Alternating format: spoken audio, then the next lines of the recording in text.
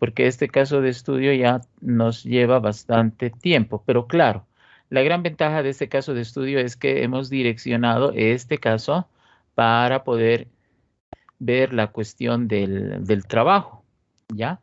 Entonces, en base a esto, hemos ya realizado el trabajo. A ver, ¿qué teníamos que hacer? Primer punto, realice la distribución de probabilidades respectiva, graficando el resultado y calculando la esperanza matemática en la variación resultante. Fíjense, el primer punto que me pedía el caso de estudio, este que estamos realizando, de la empresa del campo SRL, me pedía estas cosas como primer punto. Y nosotros, por supuesto, hemos desarrollado muchas de esas cosas, pero también hemos hecho cosas extras, ¿sí? Y entre esas cosas extras está, por ejemplo, lo que habíamos hecho la clase anterior. Pero básicamente era esto, lo que se pedía como primer punto. Y como ustedes pueden observar por el desarrollo paso a paso que hemos hecho, archivo que les he enviado y que seguramente todos tienen, no solamente hemos hecho eso, sino que también hemos realizado, por ejemplo, el cálculo de la esperanza matemática, la estimación puntual, la probabilidad a favor, la probabilidad en contra, que ese es un aspecto que ustedes saben. Pero si se fijan en este contenido de aquí, no había que hacer nada de eso. Y alguien dice, ¿y por qué hemos hecho todo eso? Ah, es que eso hemos hecho porque para el trabajo eso sí se pedía.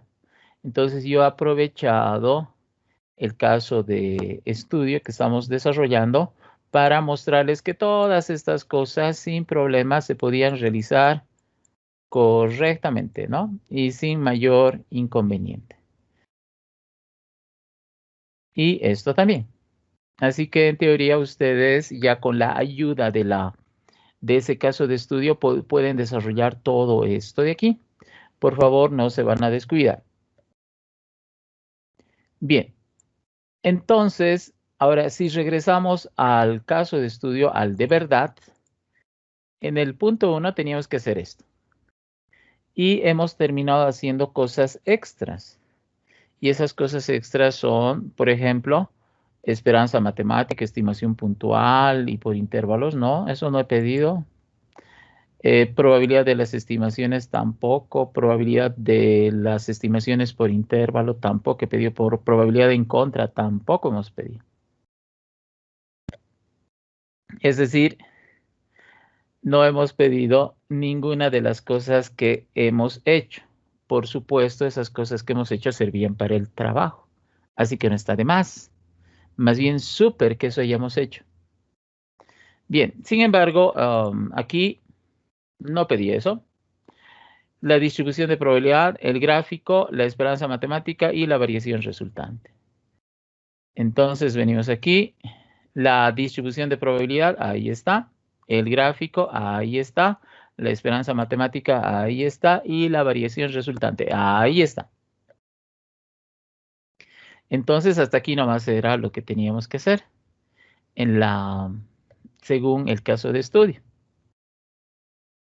Pero la gran ventaja, ¿cuál es? La gran ventaja es que ya hemos aprendido a hacer otras cosas extras, aprovechando este caso de estudio. Bien, pero terminaremos este caso de estudio de una buena vez. Ya hemos hecho el punto 1, ahora desarrollaremos el punto 2. Este punto 2 exige que, exige que respondamos a estas preguntas. Dice, ¿a partir de qué valores el nivel de producción podría considerarse bajo o alto? ¿A partir de qué valores el nivel de producción podría considerarse bajo o alto? Perfecto. ¿Cuál será la probabilidad de que ocurran dichos eventos? ¿Qué eventos? Que el nivel de producción sea bajo o que el nivel de producción sea alto. Y como ustedes pueden ver, esos son aspectos que no hemos hecho hasta ahora. Bien, entonces responderemos esta pregunta 2. ¿A partir de qué valores el nivel de producción podría considerarse bajo o alto? Bien, en este punto lo que yo voy a hacer es, vámonos aquí Inge, Sí, disculpe que lo interrumpa. Ahora hace un momento mi compañera acaba de comunicarse conmigo, hay de Arequipa, y dice que está teniendo problemas en su red de internet. ya, sí, porque el día de ayer también han informado de que había problemas en el Teams, ¿listo? Pero el día de hoy no, parece que no hay problemas. Así que a su compañera Aide Aruquipa, por si acaso, le vamos a poner permiso. ¿Listo? Por si acaso, en Gracias, caso de Inge. que no marque. Gracias por avisar.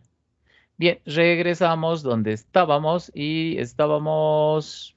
No, aquí no, esto no, esto no, esto no. Estábamos aquí. Bien, entonces tenemos que desarrollar esto. Bien, el punto 2, entonces lo vamos a desarrollar ahora y estamos aquí. Ah, y si el punto 2, si el punto 1 hemos desarrollado, esto tampoco tiene que existir, ¿no? Esto tampoco tendría que existir, no, porque no era necesario. Eso que hemos añadido. Bien, el punto 1 era hasta aquí nomás. Bueno, pero todo lo que hemos hecho hace rato, y lo he borrado, como ustedes han visto. Me estoy arrepintiendo, ¿listo? Y aquí de poner el permiso también me estoy arrepintiendo. No, mentira, vamos a poner el permiso, no pasa nada. Quiero que aparezcan estas cosas. Bien. Ahora, esto que hemos borrado, ¿por qué he vuelto a incorporar aquí? Porque, número 1, lo más probable es que se produzcan 43. Listo. Y eso es estimación puntual. Pero ese nivel de producción puede variar desde 38 hasta 48. Y esa es la estimación por intervalos. ¿Y qué pasa? Resulta que la estimación puntual vale, en términos de probabilidad, no vale mucho, ¿sí? Este valor de 43, en términos de probabilidad, solamente tiene este peso. ¿Y qué vale más? Lo que está en contra. Sí, eso es lo que vale más. Bueno, entonces, ¿qué es mejor? Es mejor trabajar siempre con un rango de valores. ¿Por qué? Porque este rango de valores es lo que normalmente debería ocurrir. Y este rango de valores trabaja alrededor de la esperanza matemática, que es lo más probable. Y este rango de valores tiene una característica importante. ¿Cuál es la característica importante de ese rango de valores? Que este rango de valores, en términos de probabilidad, maximiza las probabilidades a favor y minimiza la probabilidad en contra. Bien, ahora con esto, ¿qué vamos a hacer? Con esto, otra vez regresamos aquí. Y aquí ahora lo que vamos a hacer es lo siguiente. Fíjense, por favor. Y presten atención. Bien, ¿qué vamos a hacer ahora? Si se fijan, entre el valor 48 y el valor 38, primero el 38, ¿no? Y luego el 48. ¿Qué pasa? Pasa algo que ocurre normalmente. Entonces, ¿qué pasa con la variable aleatoria? Con la variable aleatoria, normalmente el nivel de producción debería estar alrededor de las 43 cajas. Y si no está alrededor de las 43 cajas de mermelada, de 25 unidades cada caja, normalmente debería ese nivel de producción estar entre 38 a 48. Entre 38 a 48. Entonces, esto es lo que ocurre normalmente. Ahora, ¿qué pasa más allá del 48? ¿Qué ocurre más allá del 48? Lo que ocurre más allá del 48, es decir, desde el valor 49, 50, 51 y 52, lo que ocurre aquí es un nivel de producción que no es normal. Lo que ocurre aquí es un nivel de producción que supera lo que normalmente ocurre. Y como supera lo que normalmente ocurre, en esa parte el nivel de producción es alto. ¿Por qué? Porque supera lo que normalmente ocurre. Entonces, un nivel de producción hasta 48 no es nada raro, porque es algo que normalmente sucede. Pero más allá del 48, es decir, 49, 50, 51 y 52, lo que ocurre es algo que supera lo normal. Y si es algo que supera lo que normalmente ocurre, es un nivel de producción alto. Y lo mismo sucede en este otro extremo. En este otro extremo, todos los niveles de producción inferiores a 38, es decir, desde 30 hasta 37, son niveles de producción que normalmente no ocurren. Y son niveles de producción bajos. Entonces, aquí el nivel de producción es bajo. Y ese es un aspecto rescatable.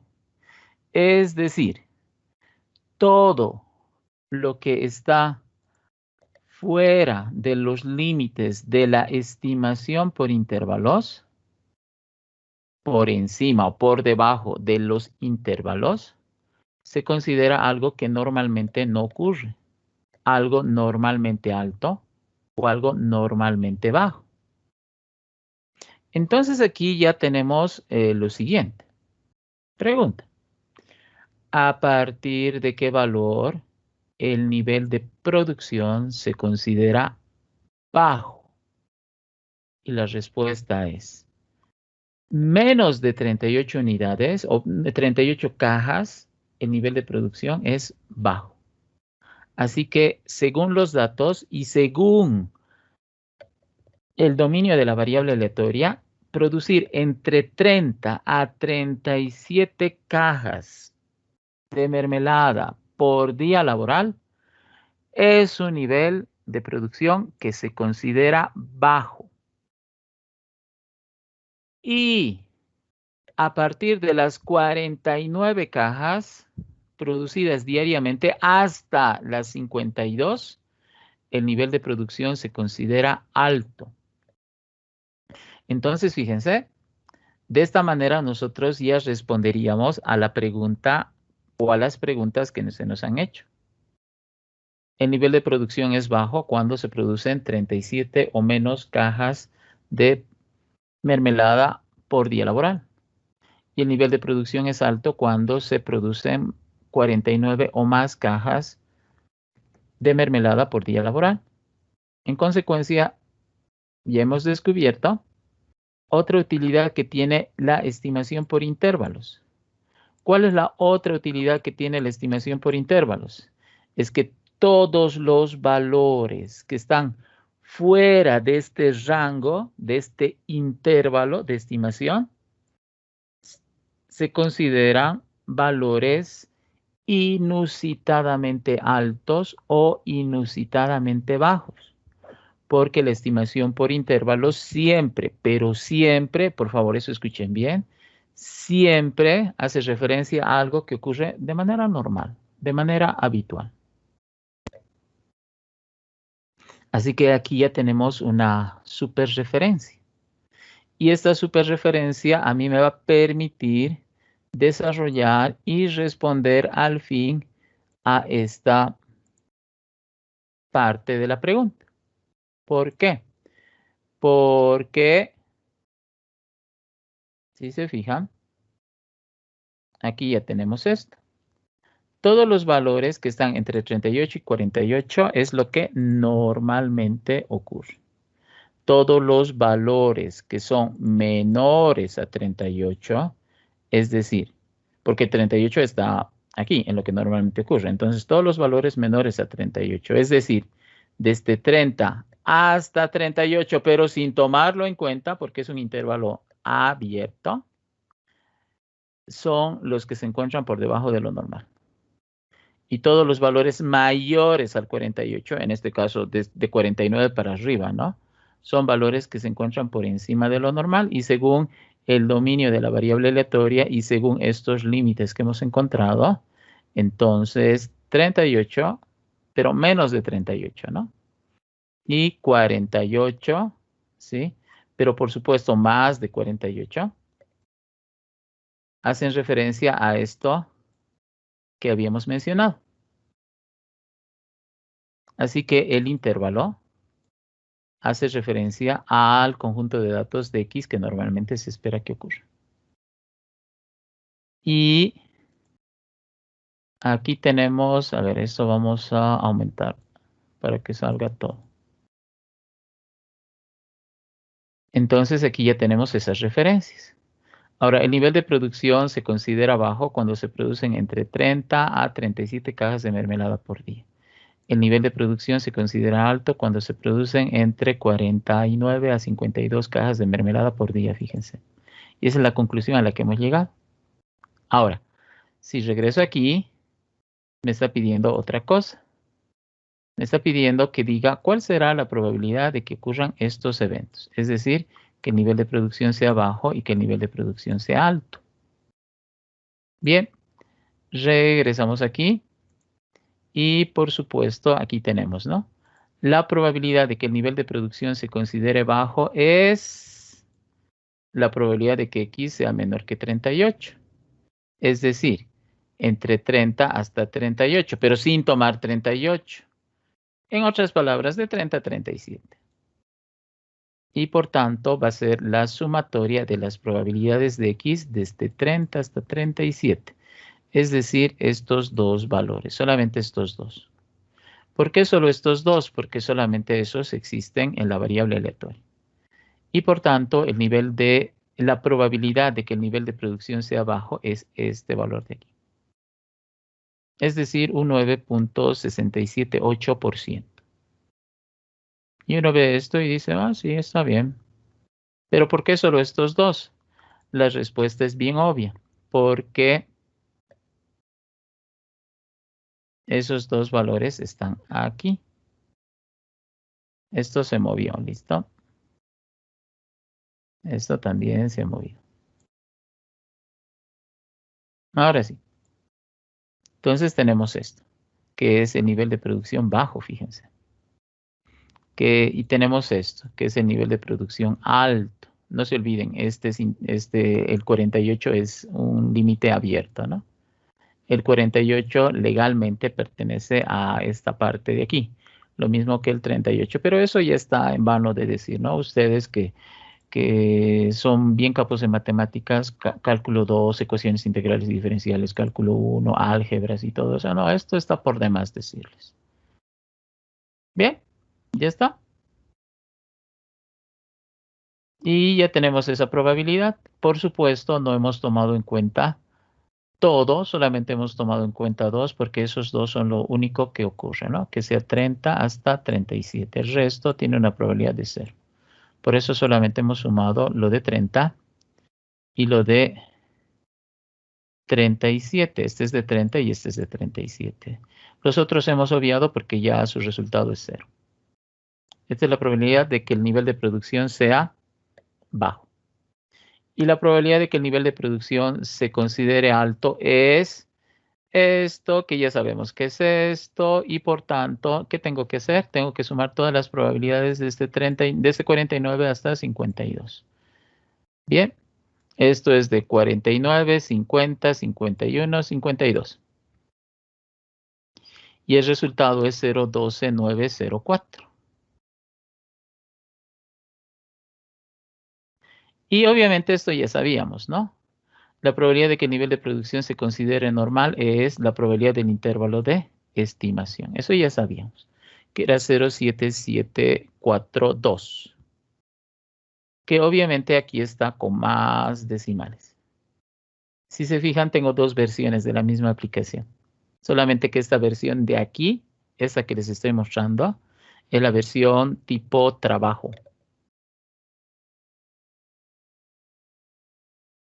Y por supuesto, ese resultado de 0,77 está aquí. 0,7742 dice, ¿no? Bueno, ese es redondeo. Bien, vámonos a la versión de la práctica. Esta es la versión de la práctica. La otra es la versión del trabajo. Bien, entonces aquí está. Y por tanto ya tenemos los resultados. ¿Sí? A ver, copio esto, vengo aquí. ¿Puedo responder la pregunta 2? Sí, podemos responder la 2. Esto de aquí puedo bajar un poquito más. Y aquí tengo. Este de aquí, control C. Llevo aquí, control V. Ahí está. Y ya sabemos, a partir de qué valores el nivel de producción podría considerarse bajo. Todo lo que está entre 30 y 37. Y la probabilidad es 0.09678. Entonces aquí está el nivel de producción bajo.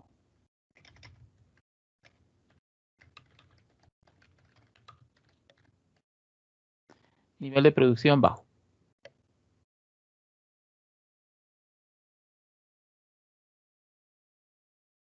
Y aquí está el que corresponde al nivel de producción alto. Esto lo traeré por aquí. Ya está. Y el nivel de producción alto, entonces va a ser esto de aquí.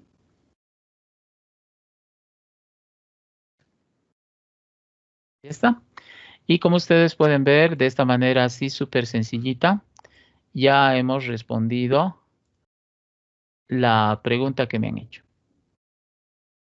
¿A partir de qué valores el nivel de producción podría considerarse bajo? Entre 30 a 37. Alto, entre 49 a 52.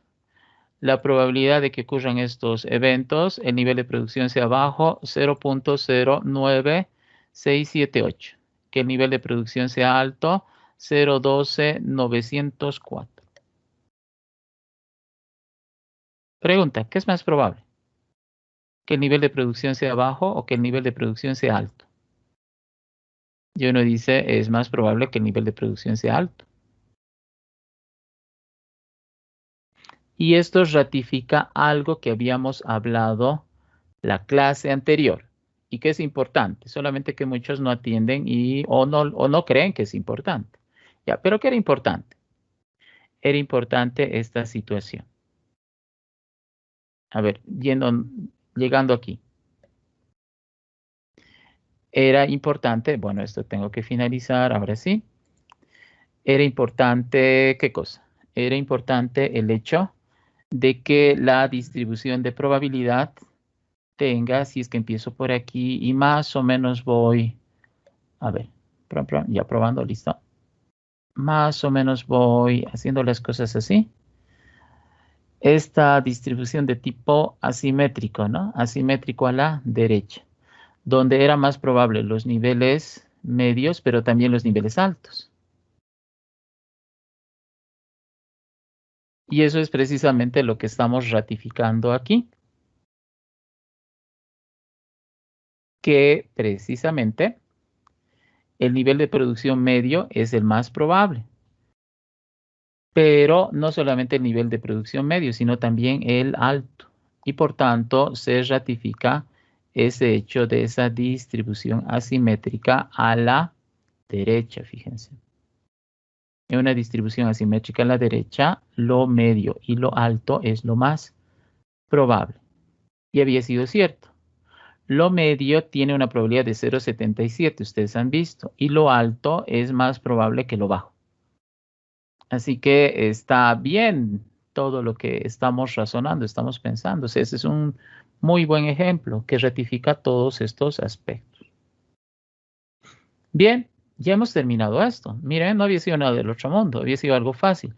El único problema es que no sabíamos eso, no sabíamos que el intervalo de estimación era clave, porque con la ayuda del intervalo de estimación ya se puede reconocer cuando algo ocurre normalmente y cuando algo tiene un comportamiento inusitadamente alto o inusitadamente bajo. Pero la clave había sido ese intervalo de estimación. Bien, y hemos terminado eso. Ahora vamos a la 3. A ver, aquí en la número 3, ¿qué tenemos que hacer? Dice, En 40 días de trabajo, ¿en cuántos de ellos el ritmo de producción será bajo o reducido? En 40 días de trabajo. ¿En cuántos de ellos el ritmo de producción será bajo o reducido?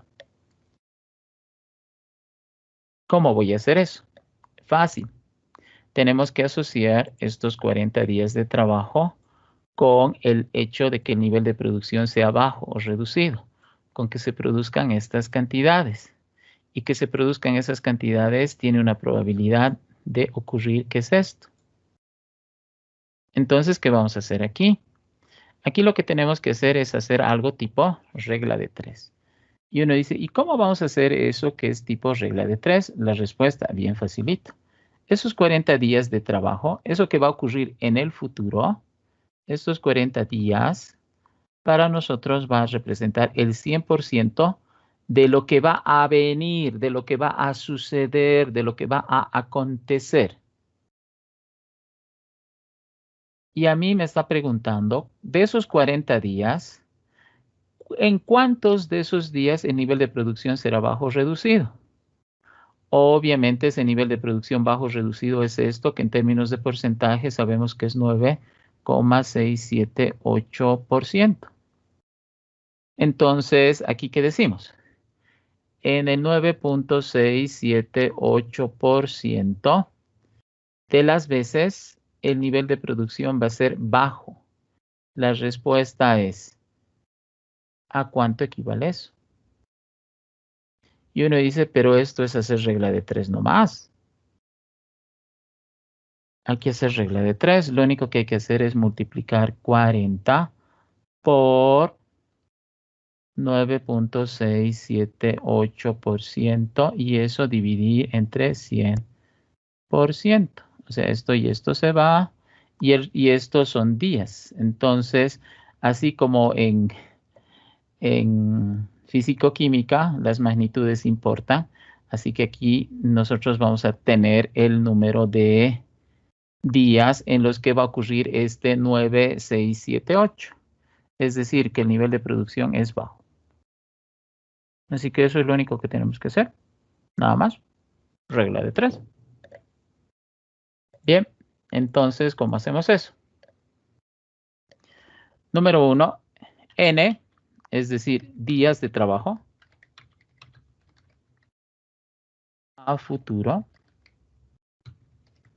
es, ya sabemos, 40. Bien, entonces días de trabajo a futuro, 40.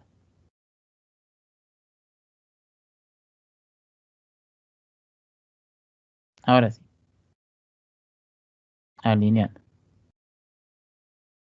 Y ahora aquí vengo con lo que queremos que pase. La probabilidad de lo que se espera, la probabilidad de lo que se desea que ocurra. En este caso es la probabilidad de que el nivel de producción sea bajo. Bien, entonces la probabilidad de que el nivel de producción sea bajo va a ser igual a 0,09678. Y ahora la estimación requerida va a ser igual a n por la probabilidad. En nuestro caso va a ser igual a 40 por 0,09678. Igual 40 por ese resultado, que no es nada más que la famosa regla de 3. Solamente que aquí está hecha fórmula de otra manera. Pero que al final de cuentas sigue siendo lo mismo. O sea, n por la probabilidad. Entonces la estimación requerida para los 40 días de trabajo es igual a 3.87 días laborales, ¿no? Entonces esto tiene magnitud, días laborales. Entonces tenemos este resultado. Pero si queremos, podemos redondear. ¿Listo? Entonces redondeando tenemos el hecho. Y como no voy a hacer más operaciones con esto, entonces puedo redondear usando esa máscara. No como lo que ha pasado el día jueves de la anterior semana, porque ustedes han visto, ¿no? Aquí puedo usar esto de aquí. Esto de reducir decimales. Esto de aquí puedo usar. ¿Por qué? Porque con este resultado no voy a hacer nada más, ¿sí? Y si lo redondeo no va a pasar nada. O sea, no voy a hacer más operaciones. No va a ser como hemos hecho el otro día, ¿no? Esto por 1. Y es 3.87. Así que aquí en vano estaba redondeando porque era mentira. ¿Sí? Solamente era una máscara. Bien, entonces redondeando 4.8. 4. Entonces, ¿qué decimos? Y respondemos bien, ¿no? O sea, respondemos bien. En los 40 días de trabajo,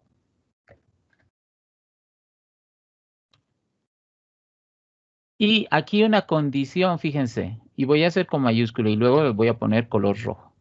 Siempre y cuando las tendencias no varíen,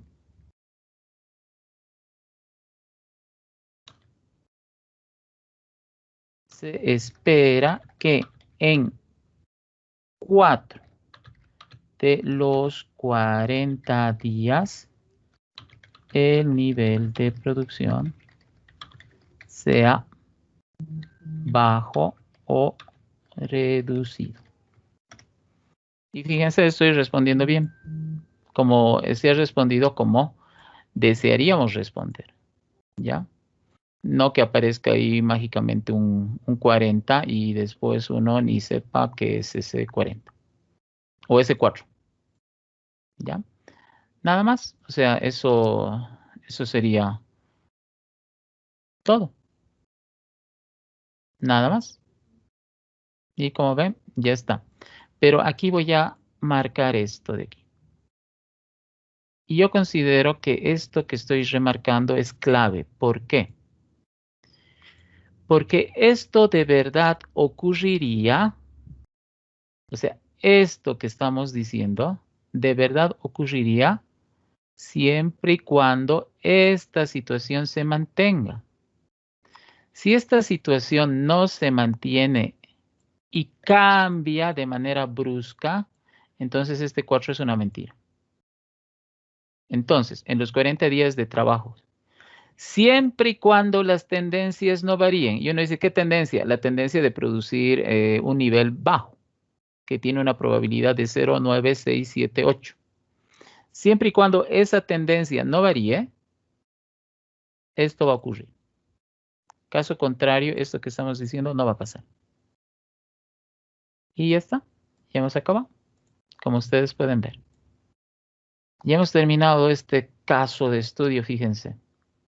Del número 1, obviamente, las respuestas están aquí, ¿no? En esta parte. El número 2, así se responde. El número 3, así se responde. Y punto, ya está, ya hemos acabado. Y con esto ratificamos ¿qué cosa? Con esto ratificamos que con la distribución de probabilidad podemos hacer lo que queramos. Y podemos estimar cualquier cosa, siempre y cuando las tendencias identificadas en la distribución de probabilidad no varíen. Porque si varía, si estas condiciones varían, entonces todo esto que hemos dicho, este 4, no va a suceder. Así que aquí hay un supuesto. El supuesto es siempre y cuando las tendencias no varíen. Ese supuesto siempre hay que utilizar. Y ya está. Como ustedes han podido ver, ya hemos hecho estimaciones. Ahora, vamos con otras cosas extras, ¿no? ¿Y en cuántos días la producción sería alta. Fíjense, esto no me está pidiendo, así que estoy aumentando algo extra. ¿Y por qué estoy aumentando algo extra? Porque se puede. ¿Y en cuántos días la producción sería alta o el nivel de producción sería alto? La respuesta es lo mismo. Lo mismo de aquí. Y eso, por ejemplo, lo voy a pegar. 40 días de trabajo futuro. Probabilidad de lo que se desea que ocurra. En este caso, que el nivel de producción sea alto, por ejemplo. O alta. Bueno, en este caso, el nivel. Entonces, el nivel sea alto. Y la probabilidad de que eso ocurra está aquí arriba, que había sido 0.12904, fíjense. Y ahora aquí lo que tenemos que hacer es lo mismo. Así fácil, 12904. Y como ustedes pueden ver, ahí ya se ha actualizado, redondeando es 5. Y esto de aquí tiene cosas extras. Esto van a ver lo que tengo preparado para ustedes, para después del descanso. Entonces, son 40 días de trabajo a futuro. Son 5.16, 16 días laborales en los que el nivel de producción va a ser alto. Entonces, son 5 días laborales. Entonces, aquí podemos hacer un resumen, fíjense. Días en los que se espera, y ojo, este es un resultado esperado. Días en los que se espera que el nivel de producción sea bajo. Y sabemos que esos días, redondeando, son 4.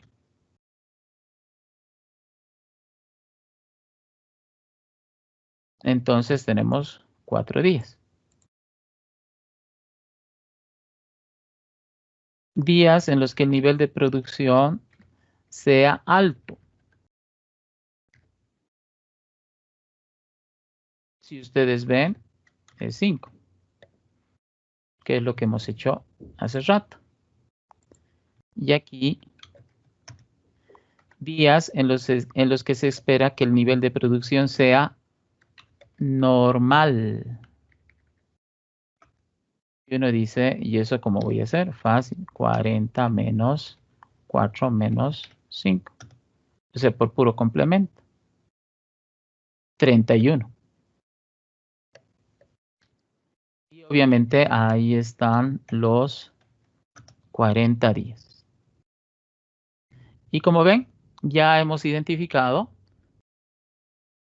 lo que va a suceder en 40 días. Siempre y cuando las tendencias no varíen. Las tendencias de la distribución de probabilidad. Vamos a poner un acento.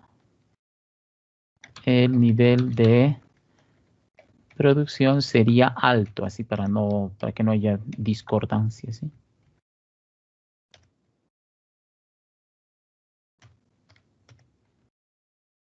Eso es. Y aquí vamos a colocar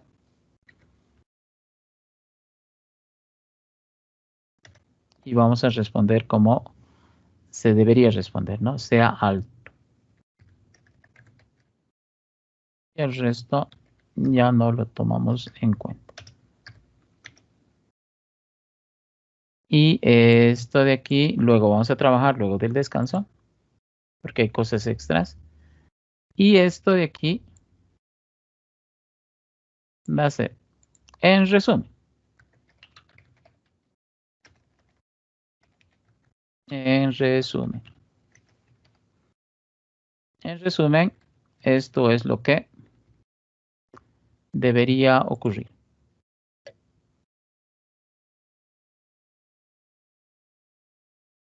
¿Listo? Ya está, fíjense.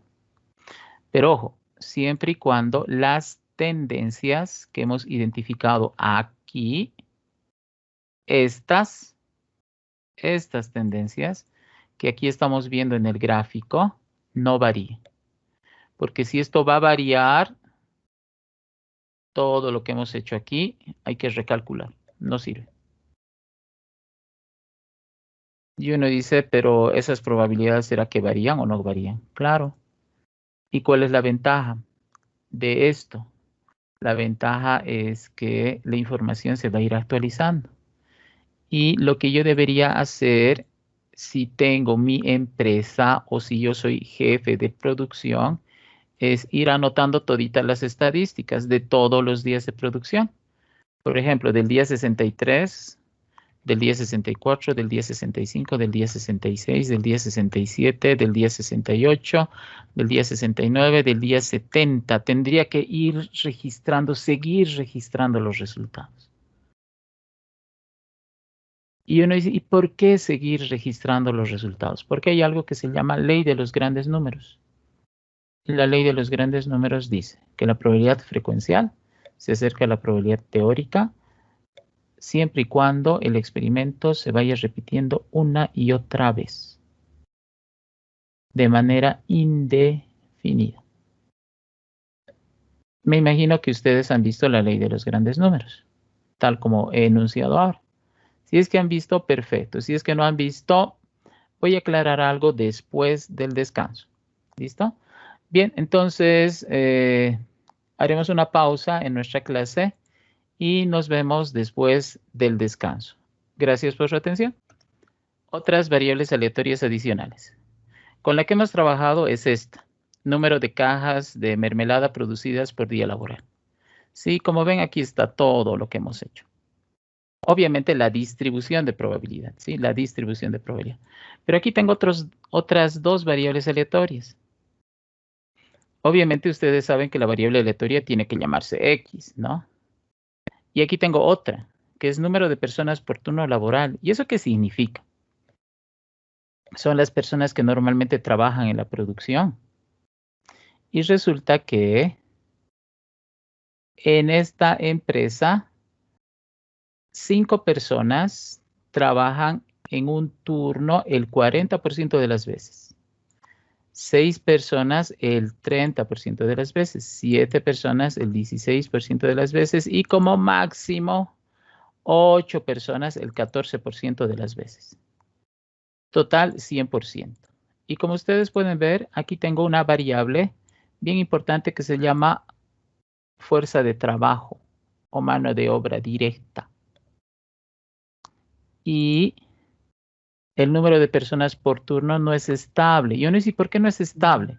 Es que resulta que las personas que trabajan aquí en esta empresa son también aquellos que producen la materia prima, porque hay una especie de sindicato, como esto está en Chimoré, entonces hay una especie de sindicato, asociación, federación, y se van turnando para trabajar en esta empresa, siendo que esta empresa es privada. Pero como tienen este sindicato, esta federación, esta asociación, que son los que producen la materia prima, en este caso, lo que son frutas, etcétera, entonces tienen un convenio. Y el convenio es que por semana las personas no solamente trabajan en sus chacos, sino que también trabajan aquí. Y es por eso que el número de personas varía, pero ojo, está entre 5 y 8. La mayor parte de las veces son 5 personas. 6 personas el 30% de las veces. Y 7 u 8 personas, así en términos históricos, en lo que pasa de verdad, es un 30%. Eso sí es que sumamos estos dos. Bien, y aquí tengo otra variable también, otra X. Y dice, número de veces que han existido retrasos en la entrega de materia prima.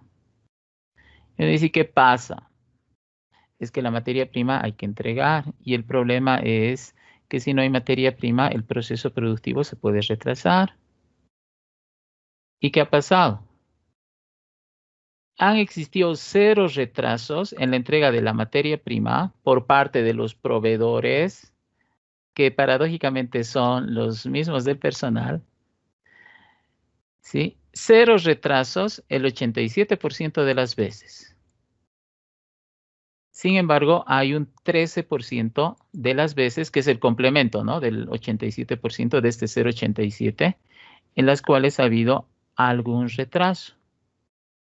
Entre 1 hasta 6 retrasos, que es lo más grave que ha ocurrido. Y esta es la distribución de probabilidad. Por supuesto, todo suma 100%. Pero esta es otra variable. Ahora uno dice, ¿y de dónde han salido esas variables? Estas son variables extras. Porque el caso de estudio que nosotros tenemos básicamente es esta información. Pero esta no es la única información que me han facilitado estos exalumnos de la carrera. Sí, que ya son ingenieros y que les va bien. Resulta que había más datos. Y este es el número de personas por turno.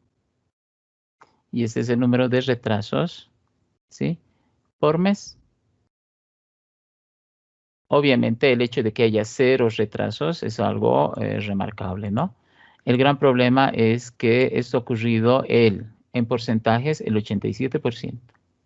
Hay un 13% en los que ha existido algún retraso, desde 1 hasta 6 retrasos. Bien, y uno espera pues que no haya retrasos porque eso va a afectar bastante el ciclo productivo. Claro, eso es verdad, pero ¿cuál es el problema? ¡Viva Bolivia! Sí. ¡Viva Latinoamérica! Hay retrasos. No todo es perfecto. Bien, si no todo es perfecto, entonces debería este nivel de 0 retrasos aumentar, ¿no? Y esto ya, bueno, va a suceder ya, bueno, ni modo, pero debería ser más bajo. Bueno, según los registros, esto está sucediendo. Esto ha sucedido hasta el año pasado. Esto estaba sucediendo hasta el año pasado, porque no se olviden que estos datos, esta información es al año pasado. Entonces, miren, aquí hay cosas extras. Ya no tengo una variable, ya no solo tengo una variable, sino tengo 2, 3 variables. Y aquí tengo una super aplicación, esta de aquí, la número 3. ¿Cuál será la probabilidad? A ver, vamos a hacer más grande para que los que están viendo en una pantalla chiquitita o en un celular, porque puede pasar, ¿no? ¿Cuál será la probabilidad de que se produzcan entre 40 a 50 cajas de mermelada?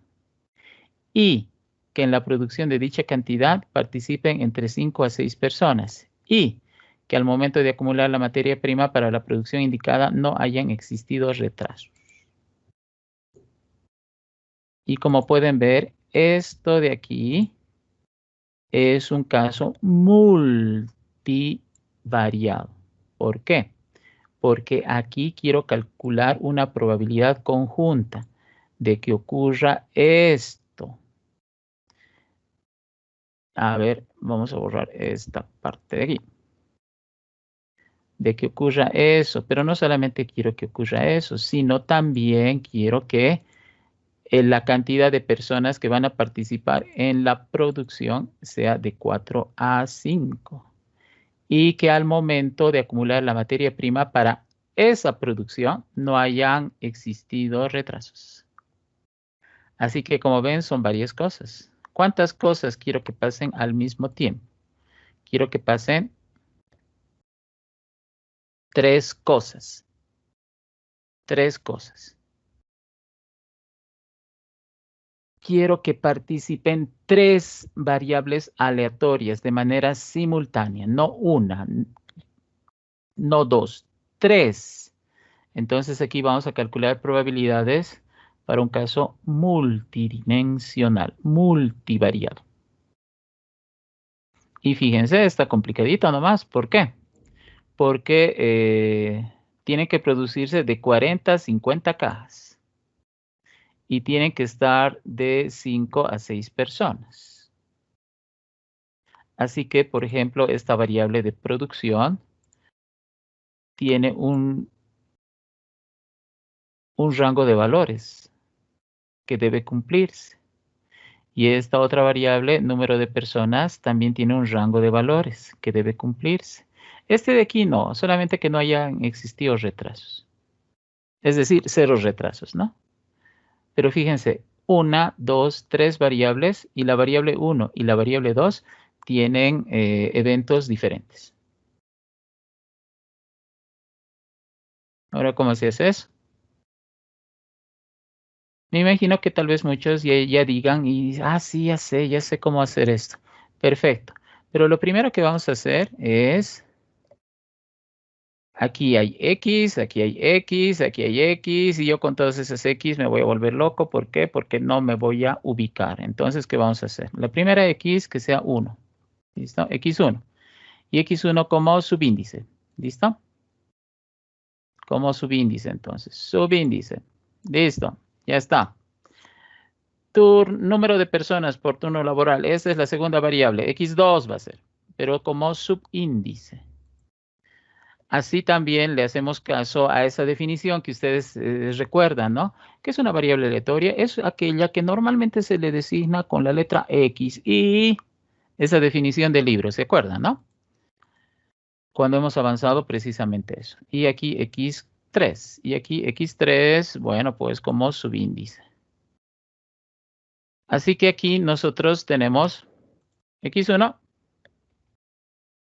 como subíndice.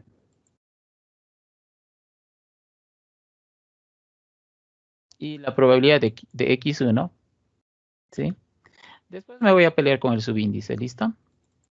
X2 y la probabilidad de X2.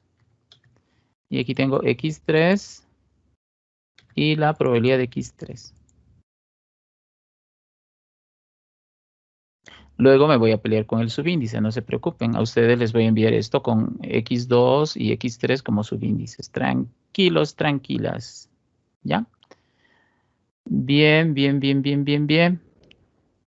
Entonces así ya no me voy a rayar con tanta X. Y eso es lo que normalmente se hace.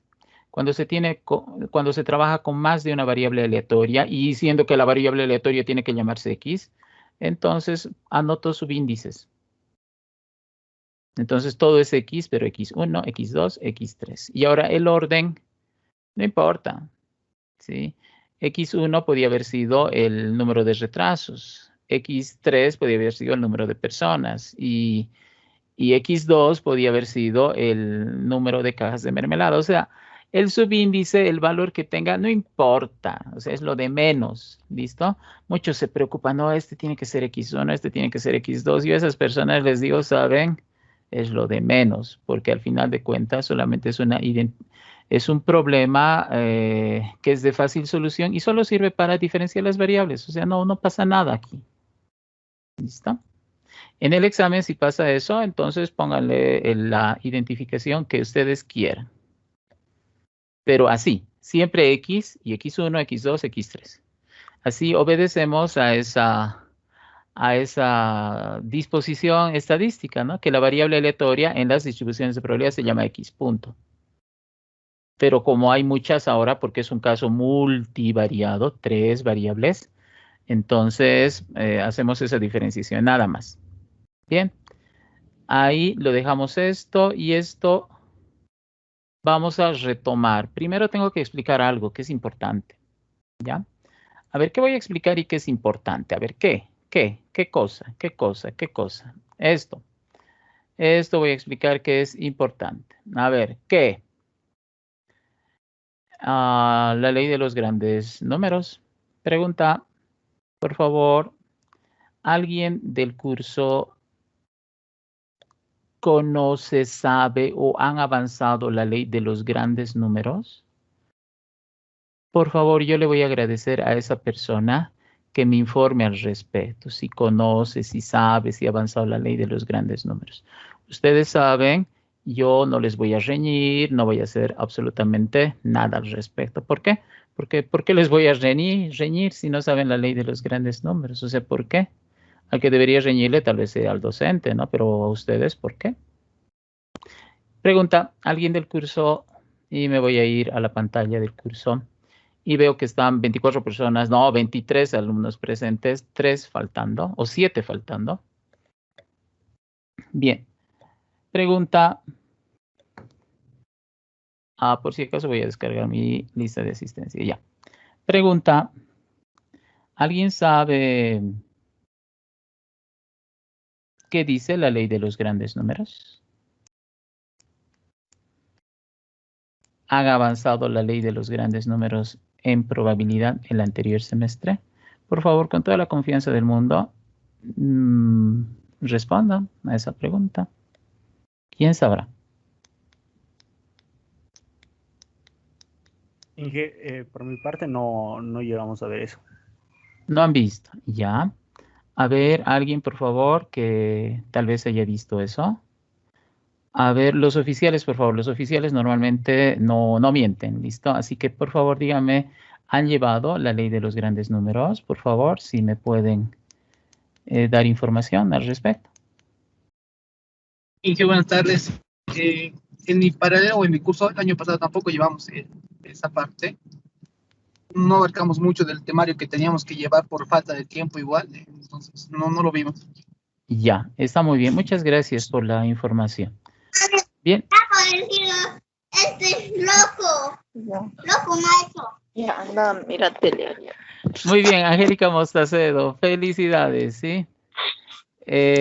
Felicidades porque vas a responder a esa pregunta. ¿Usted ha llevado la ley de los grandes números? No, Inge, no llevé. Disculpe por la bulla. No, no pasa nada. Está bien. No se preocupe, ¿sí? Tranquila. No ha llevado, pero. Bueno, entonces vamos con lo siguiente.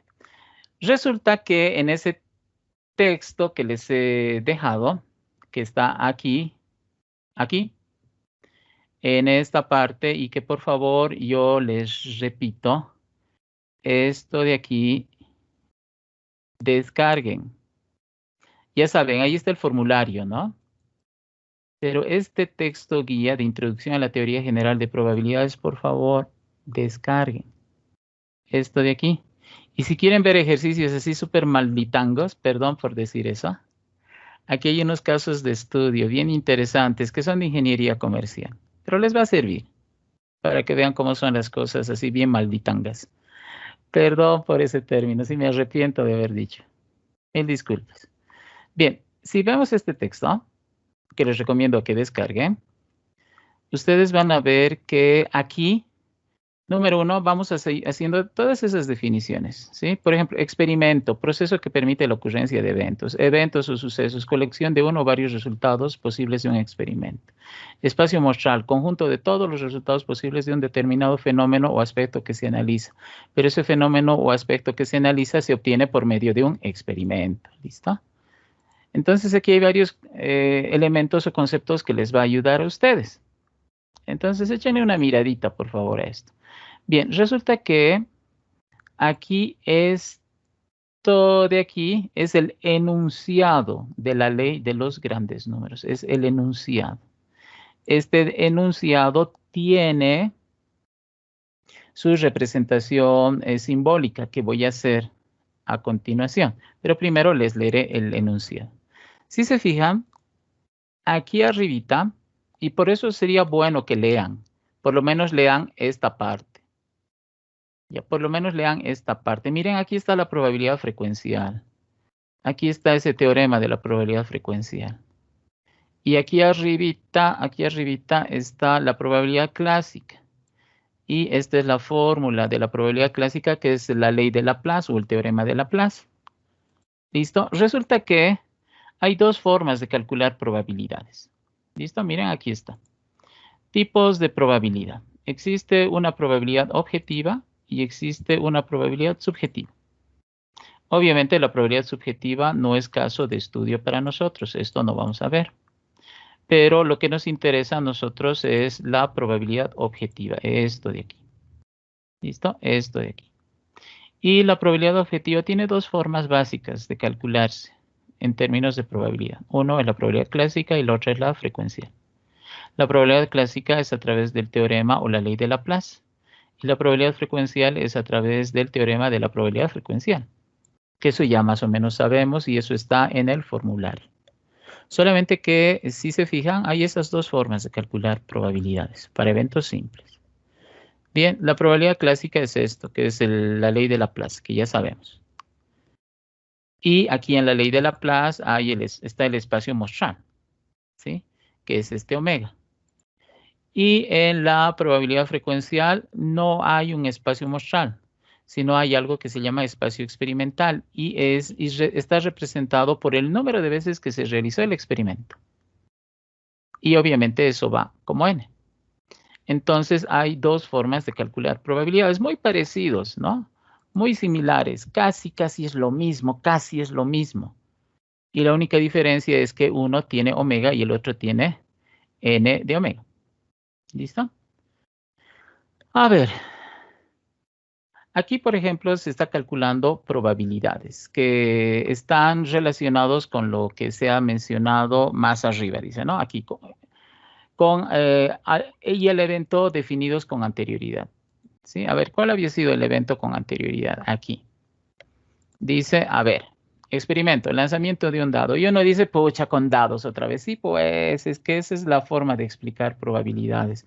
Es que ustedes saben la teoría de probabilidades y eso saben porque sus docentes del anterior semestre les han dicho o yo también les he dicho. ¿Sí? Ustedes saben que las probabilidades han surgido con los juegos de azar. Si no fuesen juegos de azar, no habría teoría de probabilidades. Bien, ahora vamos con lo siguiente. A ver, ¿qué pasa si lanzo un dado? Ya, lanzaremos un dado. Ya, quiero que salga 3. Ya, que salga 3. Ahí dicen, ¿no? Que salga 3. ¿Ya cuál es la probabilidad de que si lanzo un dado salga 3? Y uno dice, un dado tiene 6 posibilidades. El 3 es una de esas 6 posibilidades. 1 de 6. 1 de 6. 1 de 6. Un sexto. Ya, ¿y cómo has calculado eso? Fácil, pues un dado tiene 6 posibilidades. Una de esas posibilidades es el 3, entonces es 1 de 6, un sexto. Y resulta que todos los eventos, que obtener el 1, el 2, el 4, el 5, el 6, tienen la misma probabilidad, un sexto. O sea, estamos ante un caso equiprobable. Oh, qué interesante.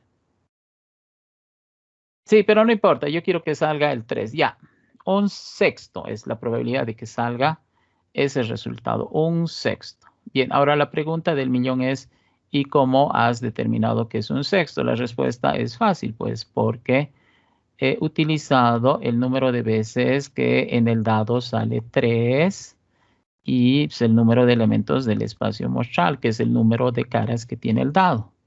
Entonces, esta es la probabilidad de que X, es decir, la cara del dado, sea 3. Esta es un sexto. Y evidentemente es un sexto. Y eso se ha calculado con la ley de Laplace. Todos sabemos. El experimento hemos tenido que realizar. No, es igual que eso de piedra, papel, tijera que les he explicado. No hemos realizado nada. Todo ahí se estaba visualizando. Todo estaba en mi cabeza. Y ¡puf! Así ha salido este cálculo. ¡Puf! Así. Fácil. Sí, evidentemente es bien fácil. Y ahora, ¿cómo se calcula la probabilidad frecuencial? Y uno dice, la probabilidad frecuencial, ¿cómo se calcula? Bueno, es frecuencial. El experimento tiene que realizarse. El cálculo frecuencial de probabilidades exige que se realice el experimento. Y no solo una vez, sino todas las veces que se considere necesario. No una vez. ¿Por qué? ¿Qué pasaría si lanzo un dado y sale el 6? ¿Cuál es la probabilidad de que salga 3? Y uno dice, no ha salido, nunca ha salido. O sea, 0 de 1. Una vez he lanzado el dado y 0 veces ha salido el 3. Entonces 0 sobre 1. Siguiendo esta lógica, ¿no? Esta de aquí. O sea, es imposible de que salga el 3, porque 0 entre 1 es 0. Entonces es imposible de que salga 3. Entonces nunca va a salir el 3. Y la respuesta, no, pues como que nunca va a salir el 3 va a salir alguna vez. Sí, pero en ese único lanzamiento que has hecho, cuando has repetido el experimento, cuando has lanzado un dado, pues no ha pasado eso. Es que una repetición del experimento es insuficiente. Por ejemplo, y aquí está un ejemplo, se ha repetido el experimento 9 veces. O sea, 9 veces he realizado el lanzamiento del dado. ¿Y cuál era el evento? El evento era que salga 3. El número de veces que salió 3 es 1. Y uno dice, ¿y cómo yo sé eso? Tienen que confiar en esto. ¿Sí? Tienen que confiar en esto.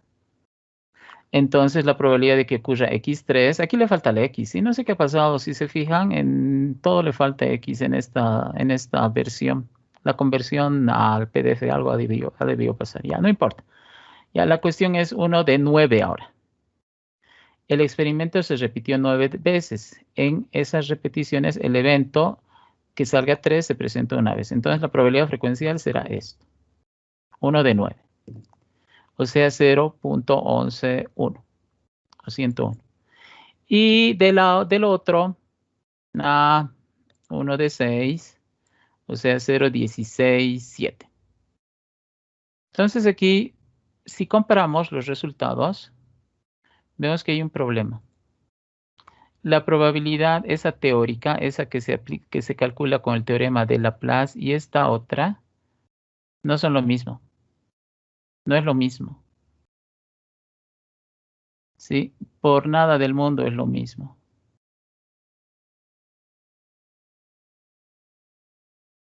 Sobre n omega respecto de esto de aquí, ¿no?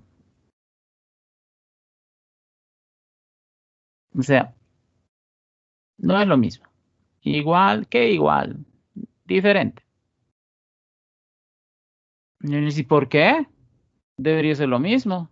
Si esa es otra forma de calcular probabilidades. Resulta que no. Y aquí hay toda una argumentación. ¿Por qué las diferencias? ¿Por qué hay diferencias? Y ahora, si hay dos resultados diferentes, ¿cuál de esas dos formas de cálculo que generan estos dos resultados es correcto? La respuesta es, la probabilidad clásica nos muestra un resultado correcto. O sea, este de aquí, ese está bien, el 1 de 6. Ese es correcto. Pero, dice, y este otro no es correcto. No, este otro es correcto, está bien. Era 1 de 9, según los resultados del experimento, ¿sí?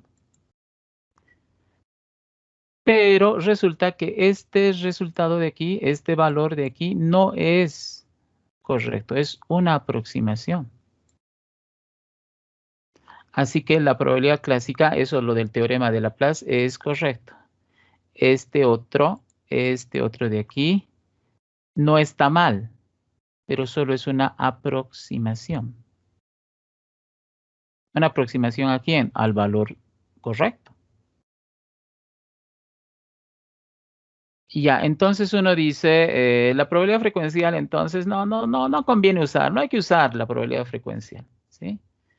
Y entonces yo les digo, no, esa diferencia no significa que los resultados de la probabilidad frecuencial sean malos, sino que este tipo de probabilidad depende del número de repeticiones del experimento. De esta n depende.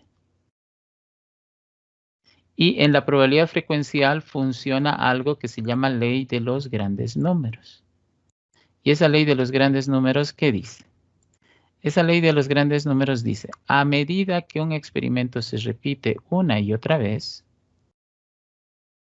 a medida que el experimento se repite una y otra vez, a medida que el experimento se repite una y otra vez, a medida que n aumenta, la probabilidad frecuencial de un suceso tiende a acercarse a la probabilidad real. Y la probabilidad real es esa probabilidad clásica, esa donde se habla de espacio muestral y demás. Entonces, ¿a qué llega? ¿A qué llegamos? Resulta que la probabilidad frecuencial va a mejorar. Y va a mejorar a medida que aumentemos el número de experimentos. A ver, vamos a poner aquí una capa blanca para usar esto tipo pizarra. A ver. ¿Qué dice la ley de los grandes números? En primer lugar, la ley de los grandes números te dice que la probabilidad f de frecuencial versus la probabilidad t de teórico son diferentes. No es lo mismo. Es lo primero. Pero como segundo aspecto, esta ley de los grandes números te dice que el n, que es clave para calcular la probabilidad frecuencial, debería aumentar. Si n aumenta, entonces la probabilidad frecuencial tiende, aquí el entonces voy a hacer así, ¿listo? Tiende a la probabilidad teórica.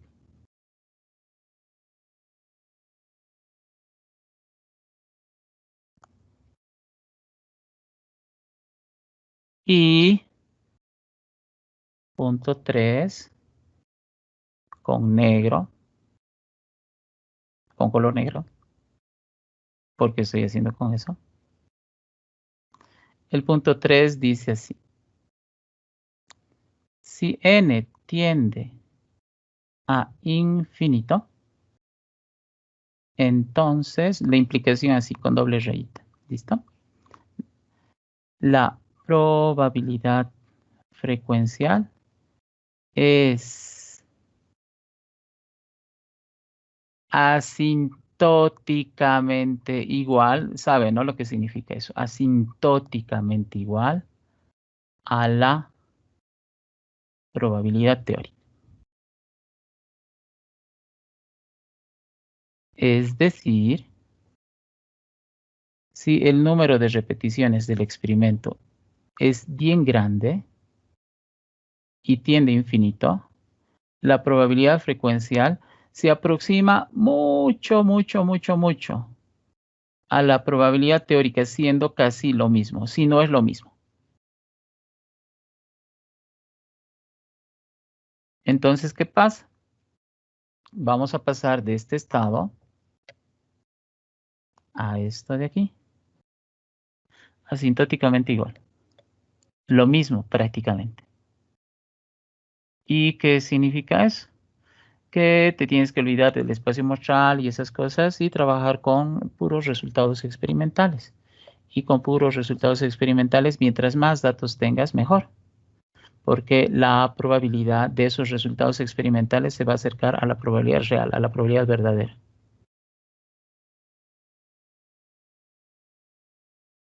Y ejemplo de eso es este simulacro que vamos a hacer. ¿Listo?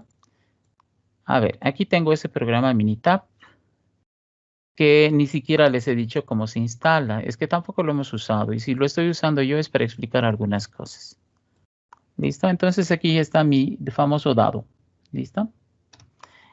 Y aquí voy a ir a simular el lanzamiento, porque obviamente no tengo un dado yo. Y si tuviera, voy a lanzar, ustedes no van a poder ver, a no ser que les saque una foto y les mande, o con la cámara, no sé. Bien, pero como no quiero complicarme con esas cosas, entonces voy a, con caso discreto, voy a hacer entero, a ver, entero. Voy a lanzar una vez el dado, y el dado tiene valores del 1 al 6. Entonces, la gran ventaja de este programa Minitab es que tiene su simulador. Lanzo y ya salió el 6. No ha salido el 3. Ojo, el 3 es el que me interesa. Vamos a seguirle la corriente a ese ejercicio, ¿listo? O a esa aplicación. Entonces, ¿cuál es la probabilidad de que el resultado sea 3? Si es que utilizamos esa formulita, sería pues la probabilidad de que x sea 3. Esto va a ser x, ¿ya? Va a ser el número de veces en las que x es 3 dividido entre n. ¿Y cuántas veces ha salido 3? 0 veces. ¿De cuántas? De 1. Entonces, esto es 0. Entonces, de momento, la probabilidad de que x sea 3 es 0. Pero de manera teórica, así con espacios muestrales y demás cosas, este resultado era el número de veces que x es 3 dividido entre el espacio muestral. Y todos ya sabemos que esto es 1 de 6. Pero fíjense, ahora no me ha salido eso. Ahora me ha salido 0. ¿Qué voy a hacer? Vamos a seguir repitiendo el experimento varias veces. Por ejemplo, esas 9 veces que se dice. ¿Listo? Este 6, cuando vuelva a hacer las repeticiones, no se va a quedar, sino va a volver a lanzarse. ¿Listo? Así que, por favor, aquella persona que diga, ups, el primero no era 6, ¿por qué ha cambiado? Es que estamos cambiando las cosas. Vengo aquí. Es que las cosas son aleatorias, ¿sí? Tienen que variar. Entonces vengo aquí y voy a hacer esos 9 lanzamientos. Y aquí está. Y fíjense, está saliendo lo mismo de ese texto, ¿sí? ¿Qué ha pasado? Resulta que esto de aquí es x y la probabilidad de que x sea 3 ha ocurrido una de las 9 veces. Una de las 9. Y la probabilidad real, esa que es con espacios muestrales y demás, sigue siendo 1/6. Solamente que esto no se olviden, es lo que de verdad sucede con es el total de resultados del experimento, son 6. Y este de aquí es el total de veces que el experimento se ha repetido. Y como ven, no es lo mismo, pero por lo menos ya no es 0, ¿sí?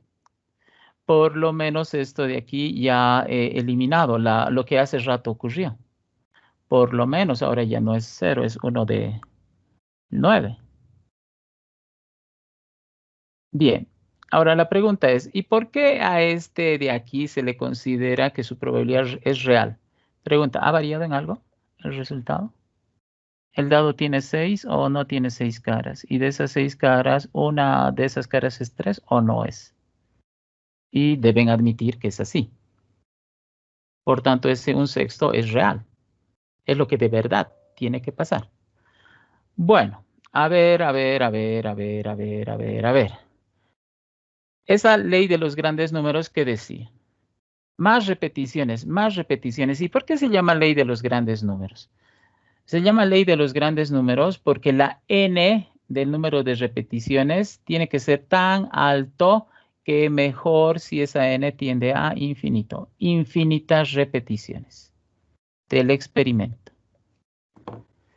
Entonces aquí lo que vamos a hacer es pues esas infinitas repeticiones. Vengo aquí, datos aleatorios y vengo acá y en vez de 90 le digo un hito más. Creo que son 9 millones, ¿sí? Si mi vista no me engaña, son 9 millones. Vamos a lanzar ese dado 9 millones de veces. Y ya está, ya hemos lanzado 9 millones de veces. Uno dice, no creo, voy a ver para creer, qué barbaridad. ¿Cómo es ver para creer? Ahí está, 9 millones. Ya, y en esos 9 millones de lanzamientos ha pasado de todo. Si uno quiere hacer un gráfico de todo lo que ha pasado, sin problema podemos hacer un histograma de todo lo que ha pasado.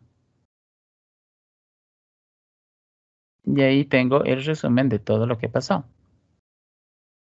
Y si se fijan, qué interesante, ¿no? Aquí están los 9 millones de resultados. Y toditos han sucedido casi al mismo tiempo. Han sucedido de manera similar. Por eso tienen la misma altura. Y eso dice que se repite el 1, el 2, el 3, el 4, el 5, el 6, casi de la misma manera. O sea, tipo algo equiprobable hemos obtenido.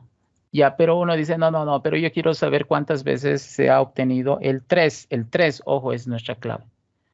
Bien, entonces yo voy a ir a estadísticas, y voy a ir a tablas, y voy a ir a cuenta de valores individuales. Uno dice, no se apure, quiero tomar nota de lo que está haciendo. Tranquilos, les voy a explicar bien más adelante cuando les explique cómo instalar este programa y todos tengan instalado este programa, ¿sí? Ahora no es necesario usarlo. ¿Has visto? No ha sido necesario usar solo para hacer estas cosas. Ya, vamos.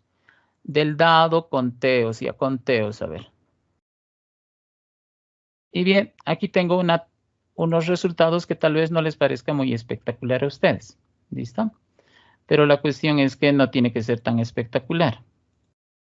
Porque aquí están los 9 millones de resultados y el 3 ha salido 1.498.946 veces. O sea, este programita me lo ha contado todo. Me ha contado cuántas veces ha salido el 3. Y bien, ahora ¿qué hacemos? A ver. Vamos con esto. ¿Cuál es la probabilidad de obtener el 3 aquí? Pues la probabilidad de que x sea 3 es igual al número de veces que x es 3 dividido entre n. Y uno dice es 1.498.946 dividido entre 9 millones. Y como ven, 9 millones es una cantidad respetable de repeticiones. No es infinito, pero es un valor alto. Bien, ¿cuánto vale eso? No sé, a ver, aquí está la calculadora. Entonces, 1,498,946 dividido entre 9 millones. Bien, parece que está bien. Si mi vista, que ya estaba mal, no me engaña, parece que estamos bien. Y fíjense, el resultado sale 0,1665.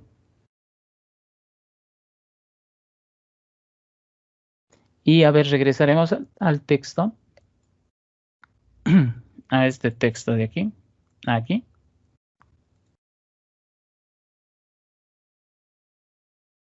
Y aquí tenemos esta situación, ¿no? Esta es la probabilidad frecuencial y eso nos ha salido, miren qué bueno, nos ha salido exactamente lo mismo, con n igual 9. Esto de aquí es la probabilidad clásica, este es con n omega 6. Pero miren, aquí ya tenemos este resultado 0,1665, que si redondeo a 3 decimales tendría que redondearse en 0,11167, ¿sí? Pero han sido necesarias 9 repeticiones. Y aquí, ¿a qué llego? Llego a esto. Son lo mismo. Mentira, no es lo mismo, ¿sí? Porque en realidad es 0,1665, pero ya son asintóticamente iguales. Entonces, ¿qué ha pasado? La probabilidad teórica y la probabilidad frecuencial son lo mismo, siempre y cuando funcionen los grandes números. Ahora, aquí me justifico por el hecho de lo que les he dicho hace rato, ¿sí? A ver, acuérdense, por favor, ¿qué les he dicho hace rato? ¿Cuántos datos tenemos aquí? 62. Ya, estos resultados son exactos. Esto de aquí es exacto. Esto de aquí es exacto. La respuesta es no, no es exacto. Es una aproximación al resultado verdadero. Y uno dice, ¿pero por qué no es exacto? Es que en esto, n era igual a 62. 62 días laborales. N pues, no tiende a infinito. Por tanto, este resultado y este resultado son aproximaciones. Ahora, ¿son buenas o malas aproximaciones? 62 es un número respetable. 62 días de trabajo. Pero mejor, las cosas mejoran si trabajamos con más datos. Entonces, como jefe de producción, ¿qué deberías hacer? ¿Tienes datos? Sí tienes datos. Con esos datos puedes calcular probabilidades así como hemos hecho y hacer todas esas cosas que hemos hecho. Sí puedes. Pero, ¿qué pasaría si tuvieses más información? Ahora 70 días de trabajo. 63 días de trabajo, 64, etcétera. Aquí obviamente valores tiene que haber. ¿Listo? Tenemos que llenar con valores eso. Entonces, la pregunta es, ¿calcular probabilidades con 70 días es mejor que calcular probabilidades con 62 días? Según la ley de los grandes números, sí es mejor. ¿Y qué va a pasar si trabajo, en vez de trabajar con N62, ahora trabajo con N70? Así. ¿Estoy bien o estoy mal? Estamos mejor, pues. ¿Y qué pasaría si trabajamos y tengo información de 100 días? Mejor todavía. Mejor. El trabajo que habríamos hecho aquí sería infinitamente mejor. Infinitamente mejor. ¿Por qué? Porque las tendencias se irían acomodando a lo que de verdad ocurriría. Así que la probabilidad frecuencial está bien, no está mal, es una aproximación a la probabilidad real, pero mientras más información tengamos, mejor. Y nada más, continuamos la siguiente clase.